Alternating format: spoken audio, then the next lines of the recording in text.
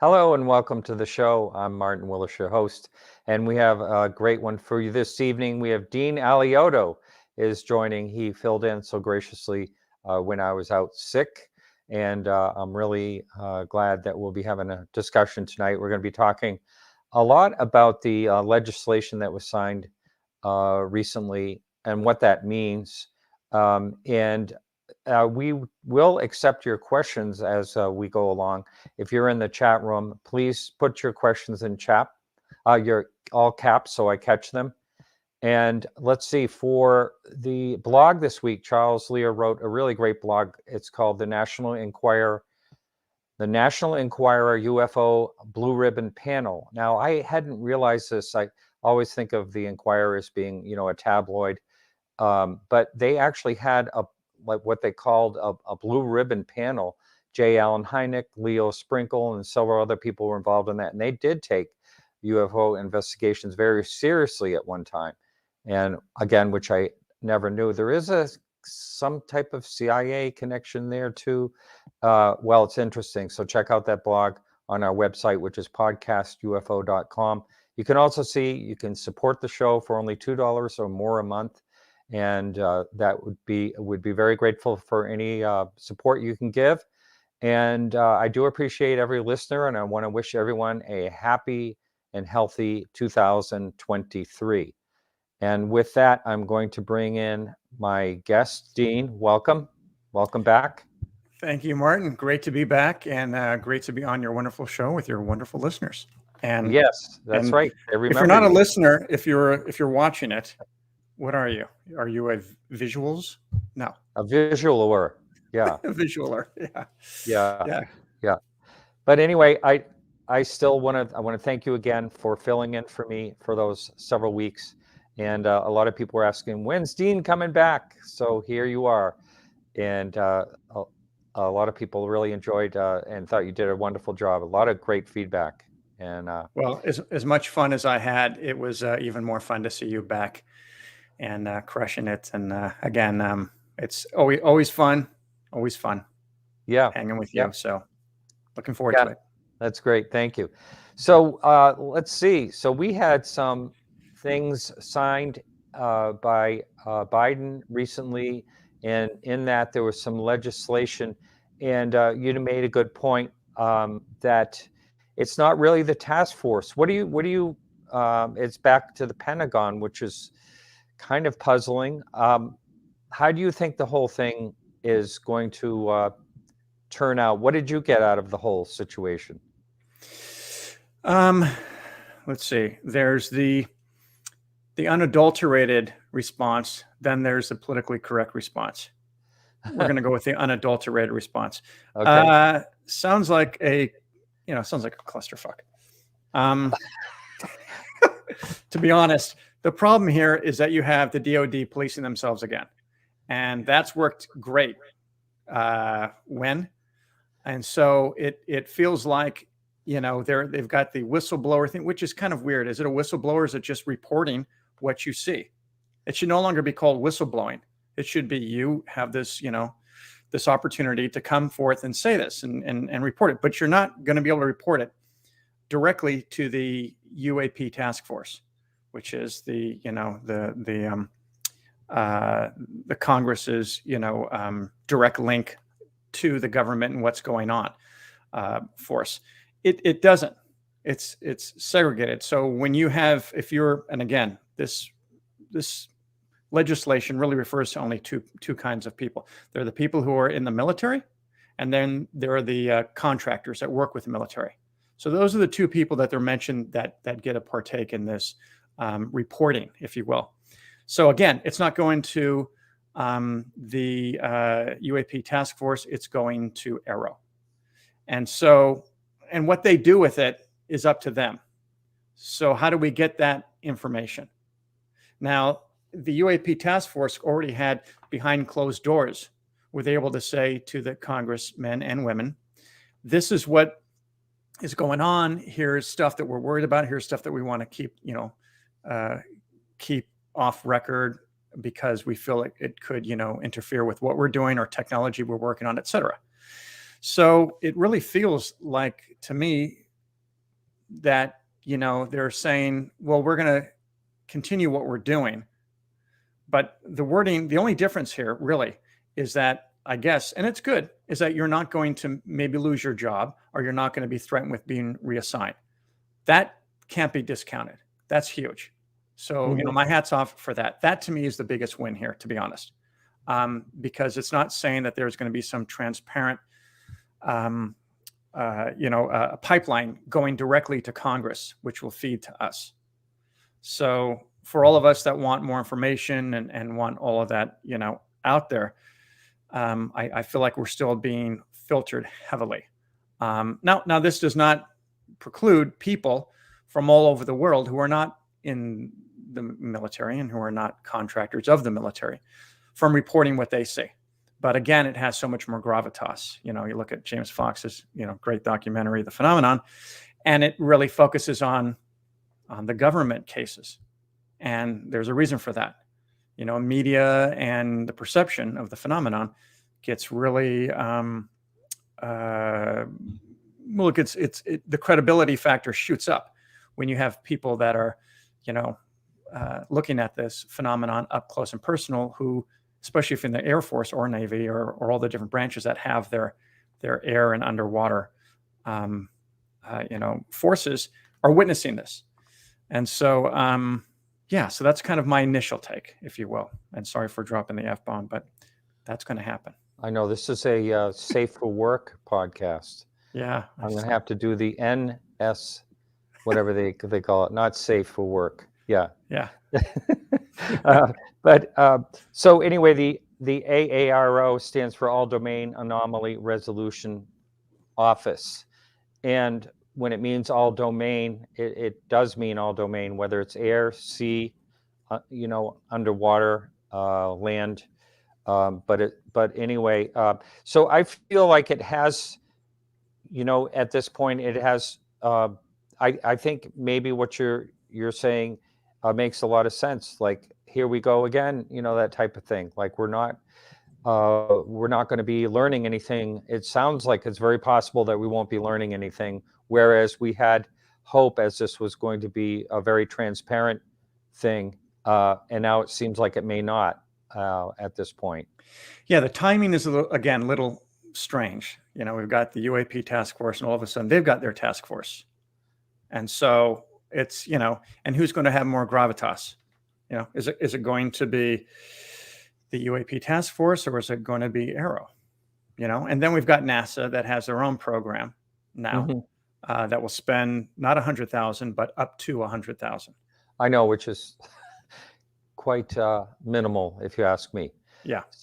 So I want to read some of these things that let's see, Chris Mellon pointed out.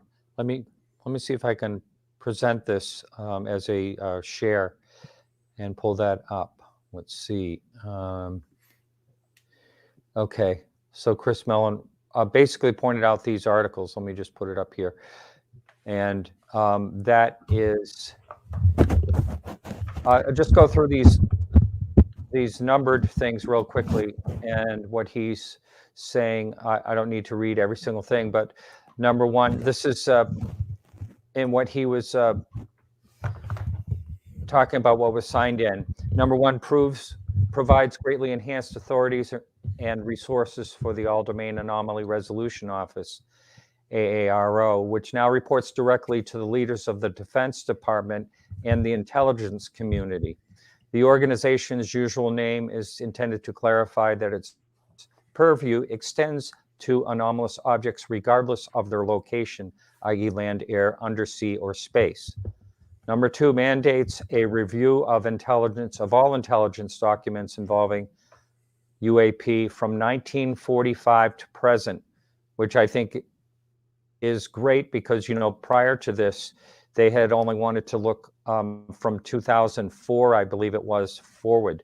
So because then their argument for that was that the data was, outdated and not as good as modern technology in the past. But if they really truly do look back, they're going to find all kinds of things that had happened over the years that absolutely make no sense for any of our technology that existed at the time and even now. So, there were things that were clocked at many thousands of miles an hour back in the 1960s. So there's no explanation for that. If we had that type of technology, then it certainly would be out by now. Okay, number 3 requires DoD, DHS, and the IC to identify any non-disclosure agreements related to UAP and provide those to the AARO office. Number 4 directs the new AARO office to develop a UAP science plan to assess the sometimes mysterious and mind-bending capabilities being reported, as well as a collection plan to leverage America's vast technology intelligence apparatus to determine where these objects are coming from and their capabilities as well as intent. The aggressive UAP investigation using America's unparalleled intelligence capabilities this is in Chris Mellon's words, is what I had hoped to accomplish when he brought the famous DoD UAP videos, Gimbal and the FLIR. He talks about how that broke back in December 2017. Number 5, this is the important one that you were talking about, provides a secure process for anyone who has signed an official U.S. government secrecy agreement related to UAP to come forward and reveal that information to AARO and to Congress. So to Congress, that's the good point right there, regardless of the level of classification, without fear of retribution or prosecution. This provision is intended to determine the veracity of the longstanding allegations indicating that the U.S. government has recovered extraterrestrial technology and perhaps even extraterrestrial beings. The alleged UAP crash in 1947 near Roswell, New Mexico, Trinity, and blah, blah, blah.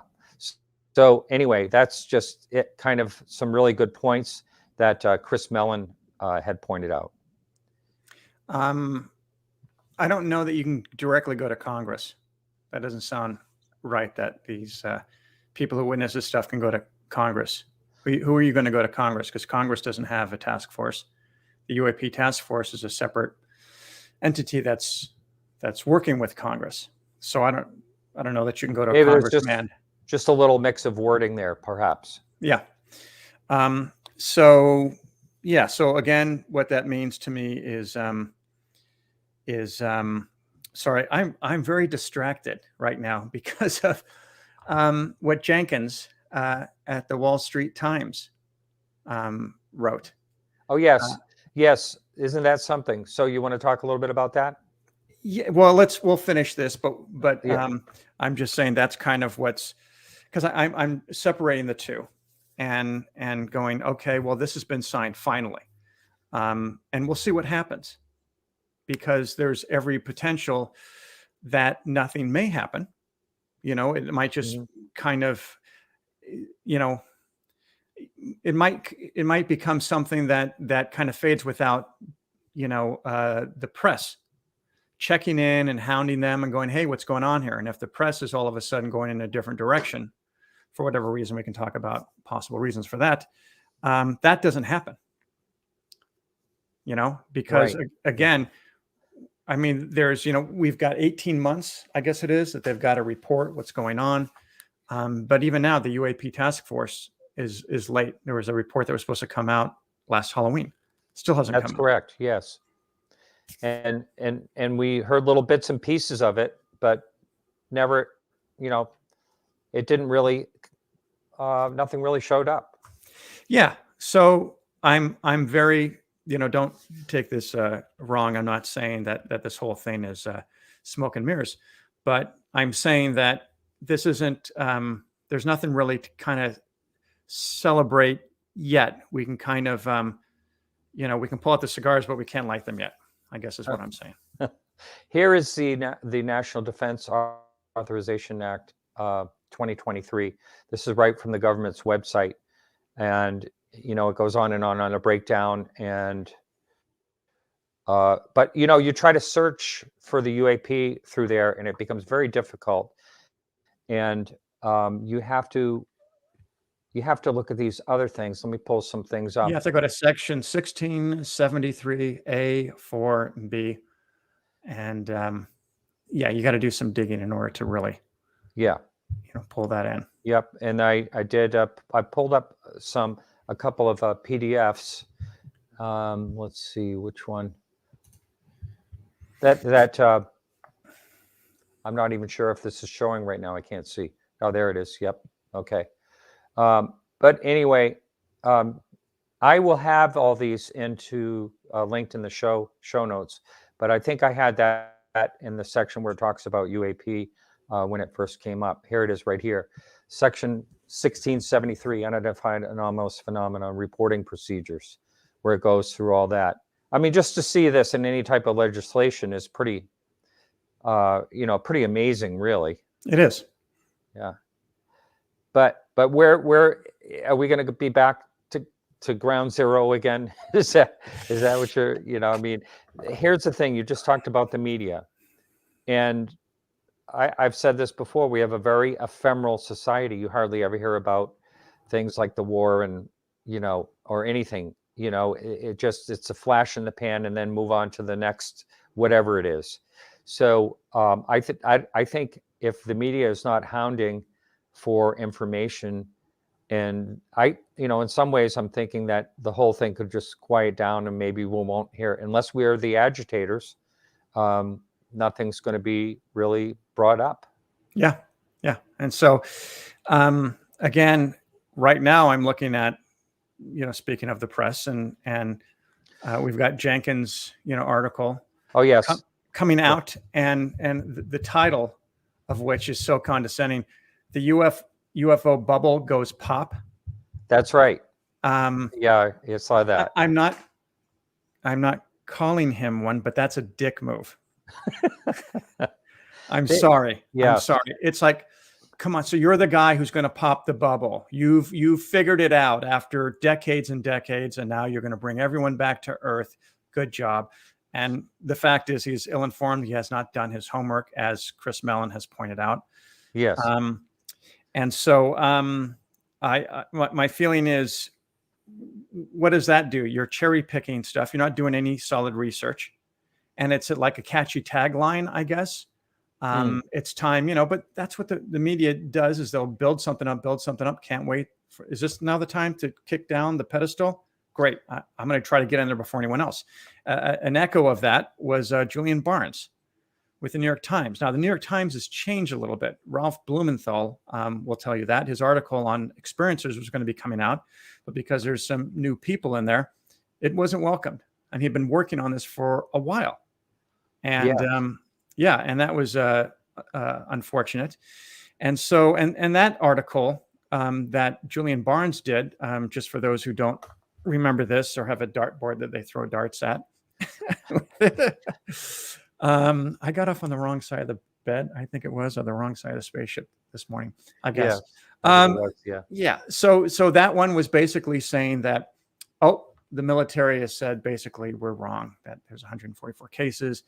And we've discovered that it's, there's prosaic answers for all of them. And it's primarily two things, which is space garbage, space trash. Oh, yeah. And the other thing is that it's drones. Yeah. And I'm like, okay, cool. And like Chris Mellon says in his article, he says, hey, if it is that, if it's prosaic, if it is, the enemy or whatever, great. Now we know who it is. Let's pivot to how we're going to deal with that.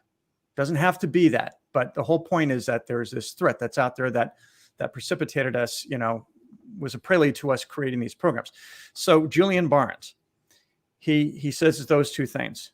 Does he say to his anonymous, government contact, okay, cool. Can you check the files and show me footage of space debris so we can see what that looks like? Yeah. So we can see what that looks like, so we can compare it to other things that we've seen or heard. You can't do that? Okay, that can't be classified because there's stuff that comes down all the time from, other stuff. There's so much crap up there. I think I don't know if it's up to millions now, but it's all categorized, even screws. They know everything that's out there that comes down. Okay, so can you show me a drone? Show me Chinese drone footage, because if a whole bunch of this stuff is happening and we know that you're shooting and filming this stuff, guys, Mr. F, 16, 18 pilots. It's and above. It's there. And so my question is, did he ask them, do these drones change course on a dime? Yeah. Do they stop on a dime? Yeah. Because the hypersonic technology that I'm aware of, and we've just made some new advances, the U.S. Defense has just had some new advances. It goes really fast, but it goes in one direction. And so, hypersonic speed, that's great. But these things aren't doing that. And again, the other criticism I have, and I'm just throwing it all out, it's a new year, so let's get it all out, is the crap I hear when people are talking about how pilots aren't scientists. So how would they really know? Oh, that's ridiculous. I love that one. That's great. Yeah. Because then I want to say to the scientist who's saying that, are you a pilot? You Yeah. have how many experience? Are you in Top Gun? You know what Top Gun is, right? Yeah. Oh, you're not. So you don't have. So, okay. Well, that pretty much cancels out your opinion, because you've got a chalkboard and they have the whole sky. So end rant. Yeah. Yeah. No, really, that's really a great point.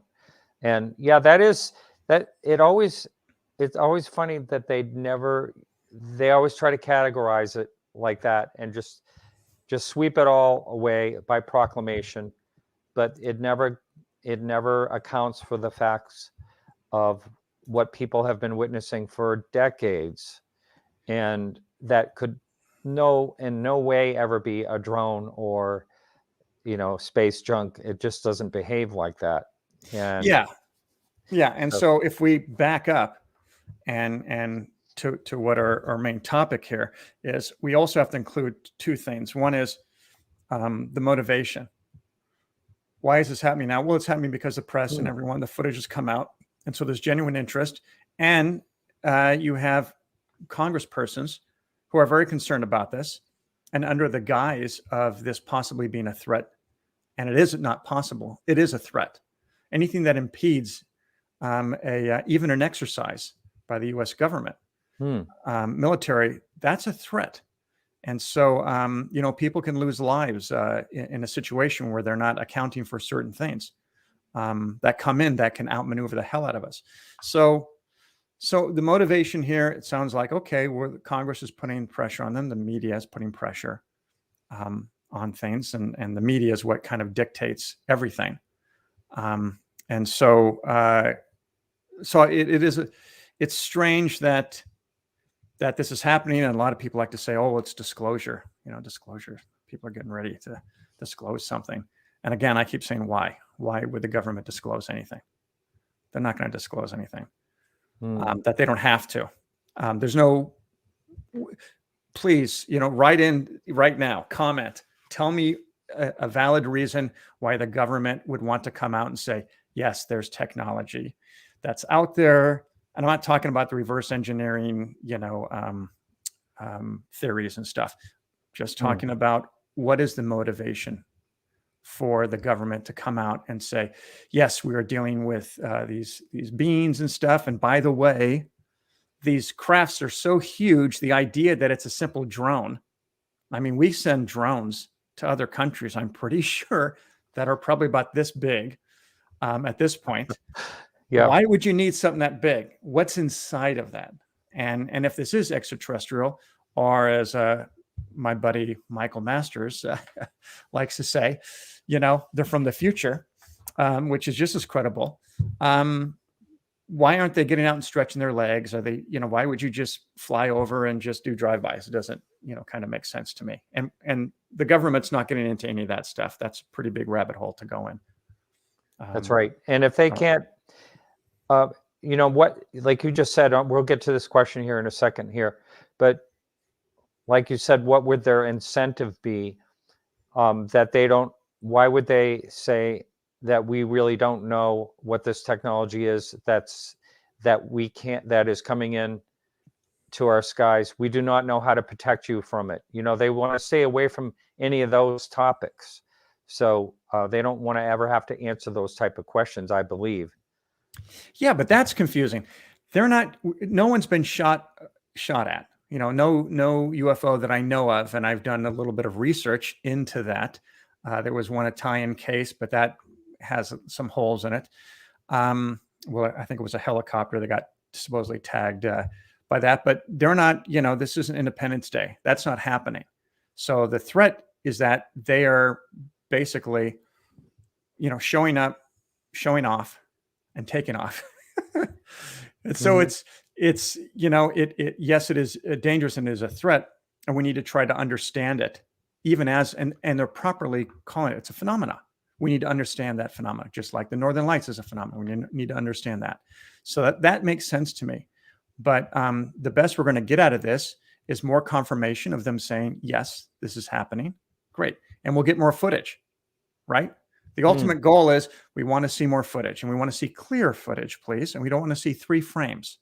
We want to see something longer. Yeah, yeah.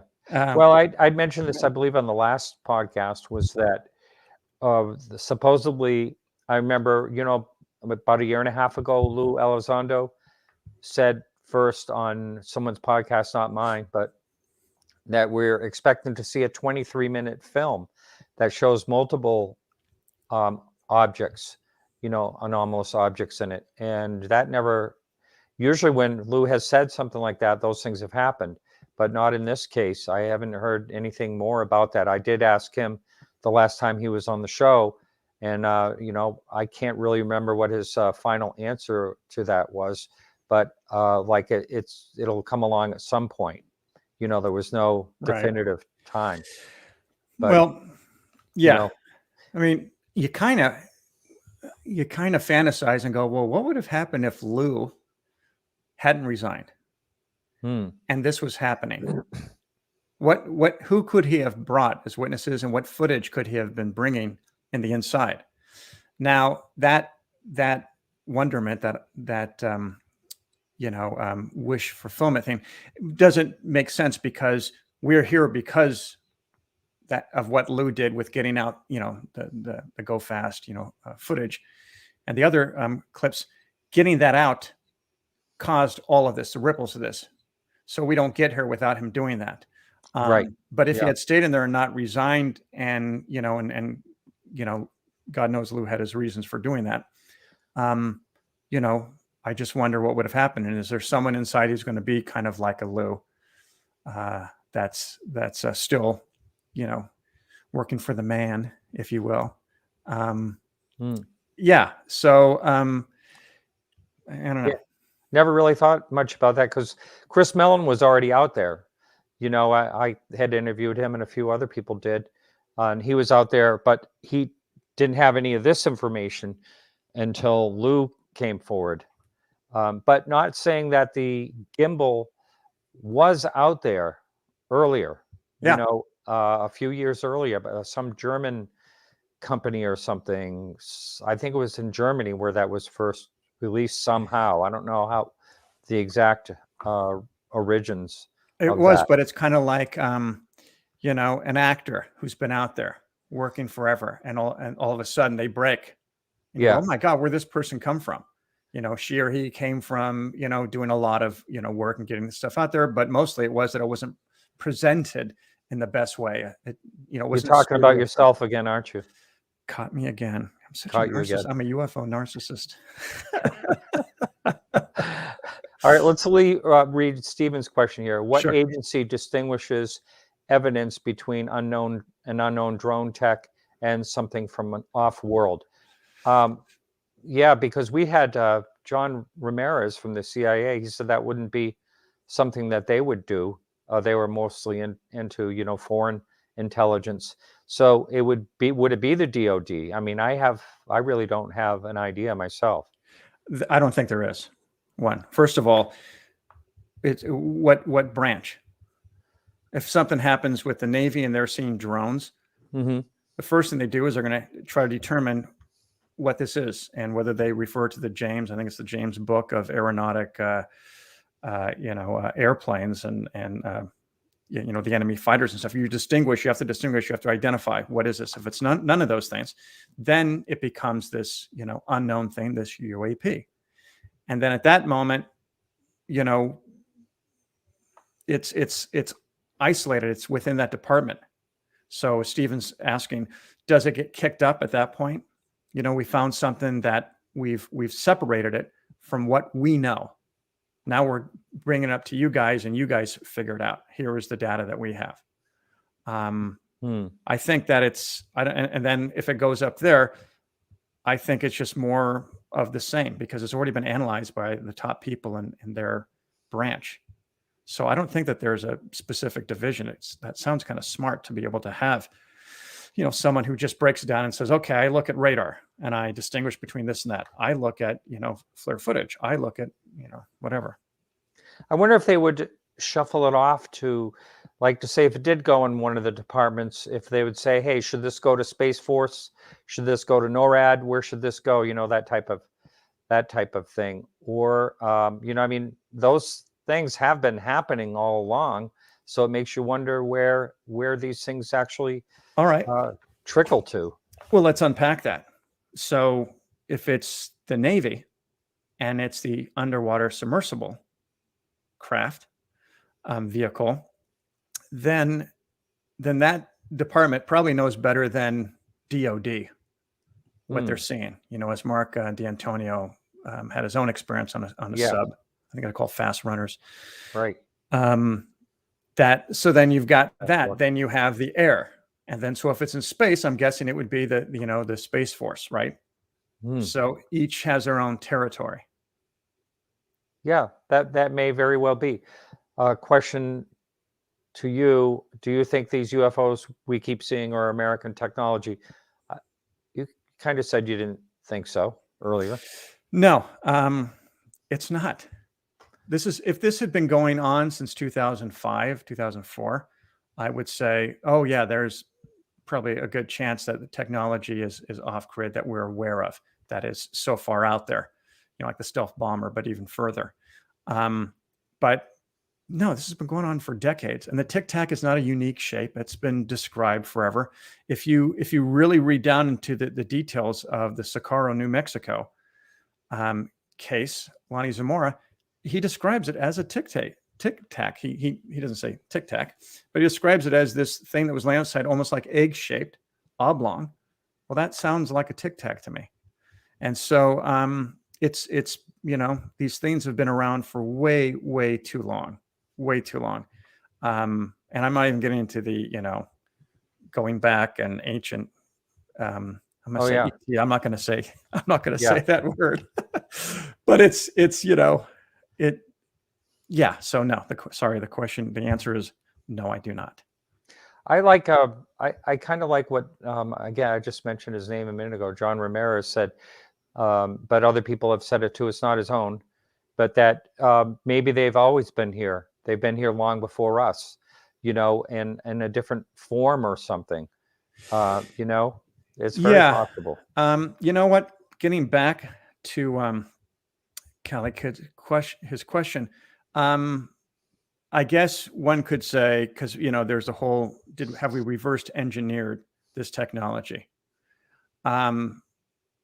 Reverse engineering technology of that level is, I would imagine, I'm not a physicist, but I would imagine it would be impossible, or pretty damn close to it, because you're dealing with things that are breaking physics, the laws of physics as we know them.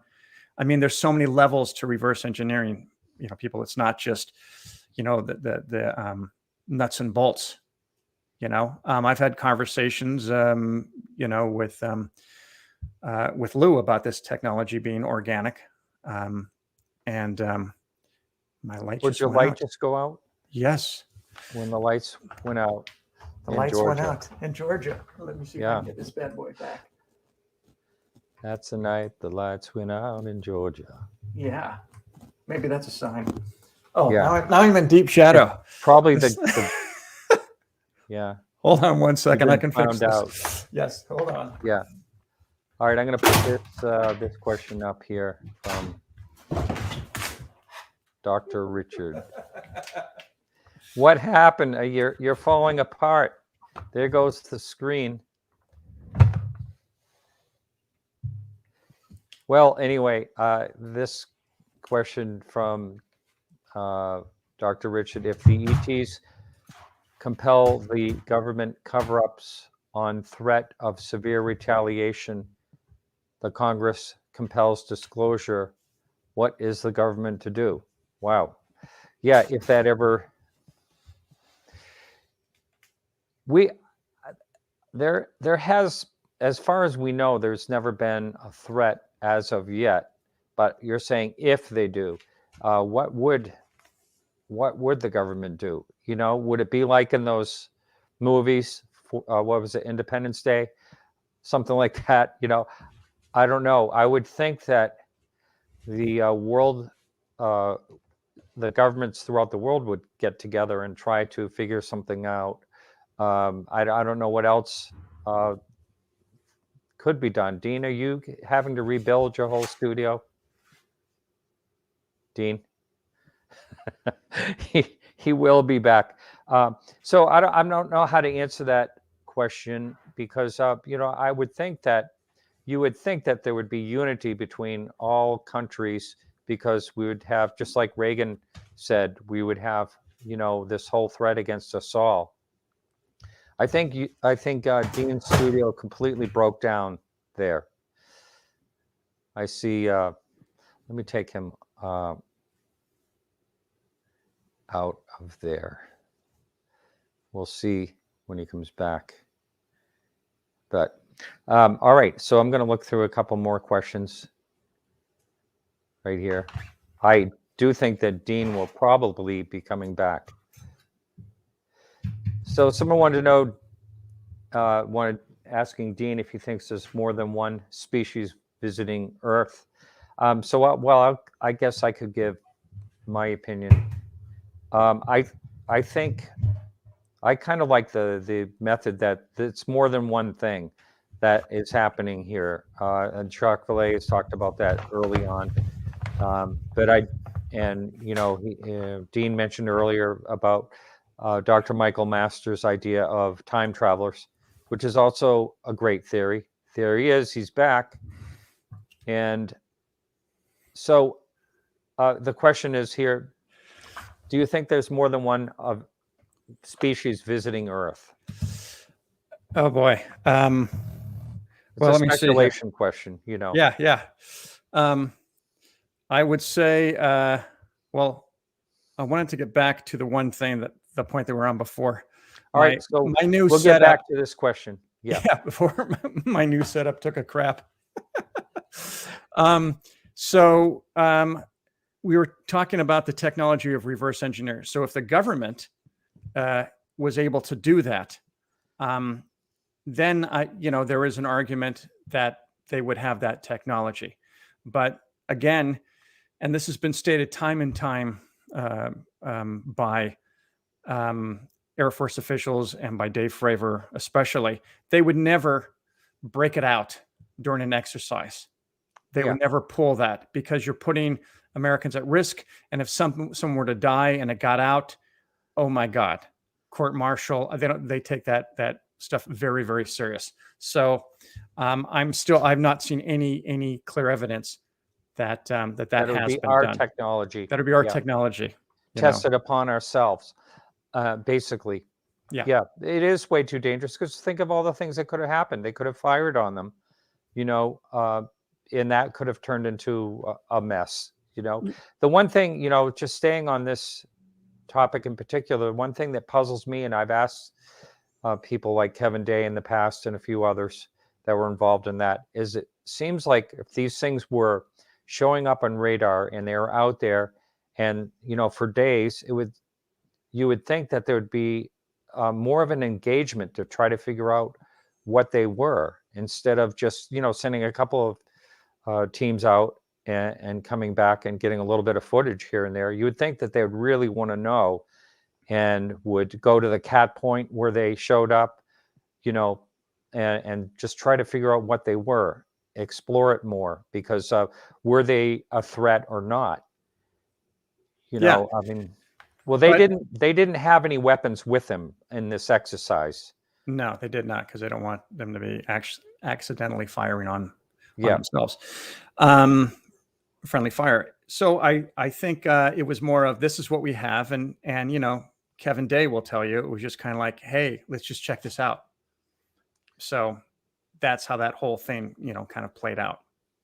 Yeah, but it does to me. It just seems like they had an opportunity, and why they didn't do some more research at that time. And also, you know, when they were talking, when um, Graves was talking about in 2014, like a daily type sightings.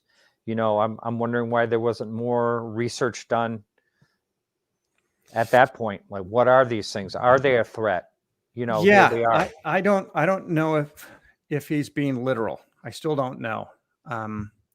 Because if these things are happening daily for weeks on end and no one is out there videotaping this, shooting it, that makes zero sense to me.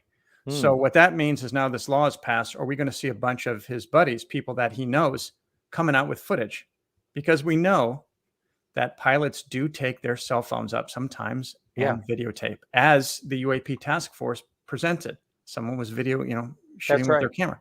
Yeah. So And that this that was a very distracting short video that meant really not too much. was like 4 frames, 6 frames, if that. Yeah, that was Um, crazy they presented that, yeah, I I mean, you can think. see stuff better on YouTube. So Exactly. Yeah. I do know that Jeremy and George Knapp recently said that they're going to be that some amazing stuff's going to be coming out this month in January, Hmm. and I don't know what that means. They were not very specific about it, but And why would they know? because it sounded to me like they've been waiting for this bill to pass. The people who are going to be coming out, these, you know, the whistleblowers. I And see. so now that it's passed, now it's going to be, you know, coming out. So I hope that happens. I'll be, you know, be very excited. And you know, George has certainly pulled out stuff beforehand. And same with Jeremy. So, but this has to, you know, this has to be really, you know, special for me. I'm kind of like, I don't want to see any more footage unless it's nuts and bolts, close up. I don't want to see dark FLIR footage moving along that has anyone questioning. I really would love to see something, you know, shot well, where I see details like UFO witnesses describe. But again, it seems like, you know, a lot of people will say, well, that's because the agenda of this is not controlled by humans. It's controlled by whoever has this technology, whether they're future humans or not. They determine when we're going to see what we're going to see. But I think we can all assume that the military has got crystal clear footage. I would think so. And, you know, and what would their reason be for holding that back? Yeah. Yeah. That's Well, up until now, it's been, we don't want to admit that these things are out there, that they can run Mhm. circles around us. And now they're like, yeah, they are out there. We're not going to say that it's something else. We're not going to say it's China and it's Russia. It's not. So I think in a way that, again, that's been the big needle pushing, where the needle, you know, went from, in, you know, trying to get into the red, coming up. Maybe it's, you know, I would almost say it's 12 o'clock if I'm going to be an optimist. You know, it's not all the way over, Mhm. but it feels like it's kind of halfway there. We've gotten an acknowledgement. Great. Terrific. People Mm. aren't going to be fired over this. Awesome. That's a whole sea change of you know, of a mindset. So I think, you know, it's still a matter of, Well, what are we here's a going to get? question on that. Yeah. I just had John Ramirez on, and I said, if you could talk about anything right now openly, would you be able to talk about some things involving the UAP that would make a difference? And he said, yes. One So, thing. and Lou Elizondo has said the same thing on not just my show, but other shows. So here's two people that if they have an amnesty situation and they're not going to, whatever it is, lose their pension or get fined in some other type of way for breaking the NDA, now is their opportunity, is more or less, right? Well, it means that John and Lou are free to go and speak about this. But who do they speak to? Exactly. Yeah, Not to us, not to not us. directly to congressmen, congresswomen, but to these task force. Mm-hmm. And so that's what that means. And So so is it they going to may make its talk way to about it. us? So they may talk about it, but again, we may not ever be able to know anything. That's Yeah, the it's really possibility. confusing because everyone that at first blush we were thinking, oh, this is great. Now anyone can talk about this. They're not going to get sued if they signed non-disclosure agreements. Terrific, God. But it still is being filtered by these task force, by Arrow, by even the UAP task force. So it's not direct, if you will. Got to come up with a better word because it has so much branding, but disclosure, it's not disclosure. It's not going to be until people can directly come out and say, all right, this is what I shot. I just, came back from a mission and I shot this footage, And so, I think John, I'm very intrigued by what he said. He kind of alluded to what it was. Do you remember that what it had to do with? He didn't really, no, I didn't catch that, or I don't recall exactly what you mean. I thought he was kind of teasing a little bit that I can tell you that it would be about this if I would talk about it, but I forgot what it was, but it felt like he's dying to talk about it. And yeah. And I believe that there was a question came up in chat like, hey, when this thing passes, will you talk about it? And I believe he said he would. I'd have to go back and listen to it. But here's a question for you, meant for you, Dean. Do you think there's more than one species visiting Earth? I always say about the UFO phenomenon, I believe in none of the above and all of the above. Because, I've heard credible experiencers tell me that they've, seen, 7-foot tall praying mantis beings. I doubt that they come from the same place that a humanoid would come from. So I think the chances are that we are having these, the extraterrestrial hypothesis is probably correct, because as we are seeing more and more with the James Webb Telescope, that there are other planets like us. Are they going to look like us? Are they going to be humanoid? Or as, I interviewed Michio Kaku for my doc series, he said they're most likely to be kind of amphibious, to be like lobster people, if anything, because life stems from water more than it does land. And so, but again, Michael Masters, his theory about how we're going to evolve into looking like these gray beings, that to me is a front runner. I've kind of, it's like if you've got a best list of like your favorite songs or your favorite movies, and then you kind of change the order occasionally every year or whatever. That one is like my number one kind of right now. It seems to make sense, and it seems to be the most prosaic out of all the things. But they could be easily from another dimension. That makes sense as well. The idea that they've been here all along.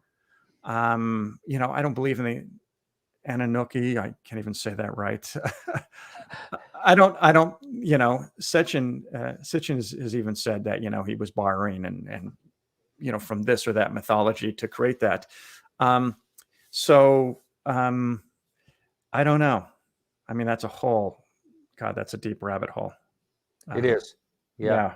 So, but it's the things that there are a lot of things that can't be explained that actually could be explained by interdimensional, how they would come over and I'm talking about ghosts and maybe even Bigfoot or cryptids or something like that, where there's no sign of them in any type of way. People have talked about UFOs like fading in and fading out, and I'm not saying for sure that I have no idea what these things are. I really don't. It's all just speculation at this point. Yeah. I mean, until we get our hands on something and are really able to figure it out, we none of us will really know. I like kind of parking some of my research or interest in the idea that they're traveling in the astral plane, meaning that, you know, people have said they've seen deceased loved ones on some of these crafts. So if we're talking about that, we're going to entertain that. Again, I haven't seen anything. Someone was just asking if you've seen a UFO. Someone just posted that question. Yeah, I've not. I did see something near my home that I videotaped, and again, it would be footage that I would say, if someone showed it to me, I'd say, God, give me something up close and clean. But it was you know, as much as it was weird, and my girlfriend and I both saw it and videotaped it, it was weird. It was too far away, and it was just moving very strange and kind of appearing and disappearing. But, you know, there might be some other explanations, you know, for it, whether it was birds and the sun was hitting them, or kite or something, except it seemed metallic. And again, it was making, you know, sharp turns and stuff. But yeah. Anyway, that's as close as I've gotten. You know, it's funny. All my friends are dropping like, you know, dropping like flies that haven't seen them. You know, Dave Foley has now with Jeremy. Jeremy hadn't seen them. Now Jeremy has seen one. You know, Dave Foley has seen one. Fox has seen one. So I'm like last man standing. I'm waiting for my opportunity to see one. But I can tell you this, that I've spent, you know, half a decade, and before that was always an armchair, you know, researcher, but hardcore for the past 5 years, researching this and talking to people who have, and going to experiencer support groups as well. So covering the full spectrum of the phenomenon. And I can tell you that I, you know, after working on crime shows for 20 years, I have a pretty good bullshit meter, and none of these people, you know, sent any alarm or a flag going up. And so, you know, I believe these people, when someone's suffering from PTSD, like an experiencer, you can't fake PTSD. So right away that passes a lot of, you know, muster. So, yeah.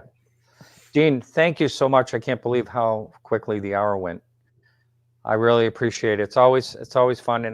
And I'll have you back guest hosting when I feel like I want to, you know, relax for a week or something. But anyway, thanks so much for your time tonight. Anytime, Martin. Great seeing you again. And thank you. And have a great, awesome new year. And same to all of your listeners. That's right. All right. Talk soon, Dean. All right, everyone. So we'll be back next week at the same time, and we'll have Mario Woods on the show. For those of you who missed him last time, he's going to be live this time, and it should be very, very interesting. All right. So again, Happy New Year to everyone, and remember to keep your eyes to the sky.